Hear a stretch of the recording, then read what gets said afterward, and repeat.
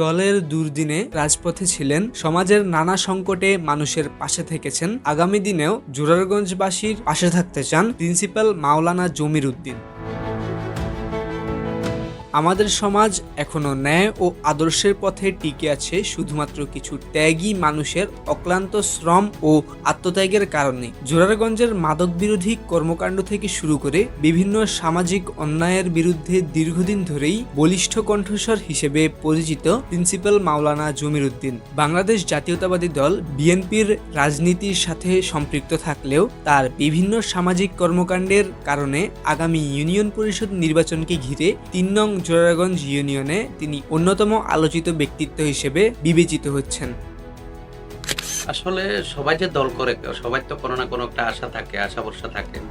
সেই দৃষ্টিকোণ থেকে আসলে অনেকে প্রার্থী হইতেই পারেন, আশা করতেই পারেন, এটাই স্বাভাবিক। যেহেতু দল করেন সবাই তো একটু আশা ভরসা থাকে।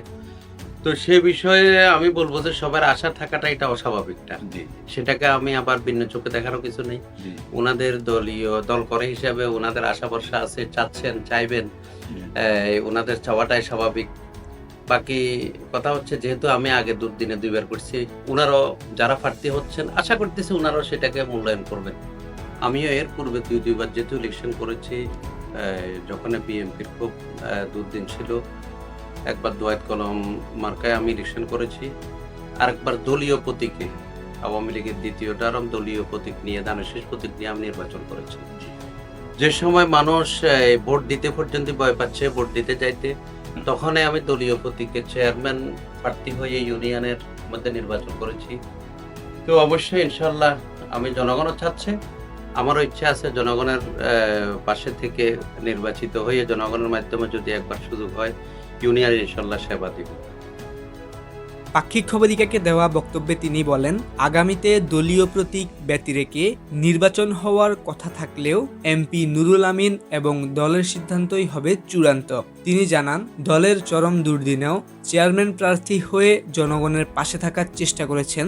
সেই নিরিখে যদি তাকে মূল্যায়ন করা হয় তবে তিনি দলের সকল নেতাকর্মী এবং এমপি মহোদয়ের কাছে কৃতজ্ঞ থাকবেন। একই সঙ্গে তিনি বলেন, নির্বাচিত হলে শহীদ জিয়ার আদর্শ এবং তারেক রহমানের স্বপ্নের সুন্দর সমাজ বিনির্মাণে নিরলসভাবে কাজ করে যাবেন। উল্লেখ্য যে প্রিন্সিপাল মাওলানা জমির উদ্দিন বর্তমানে জোরারগঞ্জ ইউনিয়নের জামিয়া মোহাম্মদিয়া হুসাইনিয়া আজিজুল উলুম তেমুহনী মাদ্রাসা এবং জামিয়া সকিনা আয়েশা মহিলা মাদ্রাসা সহ 12টি প্রতিষ্ঠানের প্রধানের দায়িত্ব পালন করছেন। 1978 সালের 10 এপ্রিল গোবিন্দপুর গ্রামে তার জন্ম। তার পিতা মরহুম আলহাজ কারি নুরুজ্জামান ছিলেন একজন সমাজহিতৈষী ব্যক্তি। আমার উন্নয়ন পরিকল্পনা ইনশাল্লাহ ইউনিয়নের যে অভাব আছে, ইউনিয়নের মধ্যে যে সমস্যাগুলো আছে, ওই সমস্যাগুলো নির্ণয় করে আমি ইনশাল্লাহ ইউনিয়নের জন্য কাজ করব। কোন সমস্যা ইউনিয়ন জর্জরিত আছে এগুলো করব। আর আমাদের ইউনিয়নের মধ্যে বিশেষ করে এবার আমি অসুস্থ হওয়ার পর আমার একটা অনুভব হয়েছে যে মানুষ চিকিৎসা সেবা মনে পাচ্ছে না।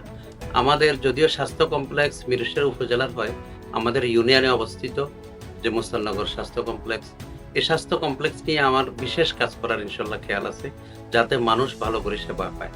আর বিশেষ করে ইউনিয়নের মধ্যে মানুষ যেটা আশা করে একটা ইউনিয়ন চেয়ারম্যান কাছে, সেটা হলো যেন কি গ্রাম্য যে সমস্ত সালিশ, যে সমস্ত বিচার মানুষ নিয়ে আসে, যাতে ন্যায় বিচারটুকু পায়। তো আমি ইনশাল্লাহ আমার ইচ্ছা, আমি ইউনিয়ন চেয়ারম্যান নির্বাচিত হলে যে আমি ন্যায় বিচারটা প্রতিষ্ঠা করব, ঘোষমুক্ত বিচার প্রতিষ্ঠা করব, যাতে মানুষ এই ন্যায় বিচার পায় সেটা সুনিশ্চিত করব। আগামী ইউনিয়ন পরিষদ নির্বাচনকে ঘিরে রাজনৈতিক সমীকরণ ধীরে ধীরে স্পষ্ট হতে শুরু করেছে। তবে শেষ পর্যন্ত দলের সিদ্ধান্ত, জনগণের মূল্যায়ন এবং সময় কোন পথে নিয়ে যাবে প্রিন্সিপাল মাওলানা জমির উদ্দিনকে, সেই উত্তর মিলবে আগামী দিনের রাজনৈতিক অঙ্গনেই। খবরিকা অনলাইন রিপোর্ট, মিরসরাই, চট্টগ্রাম।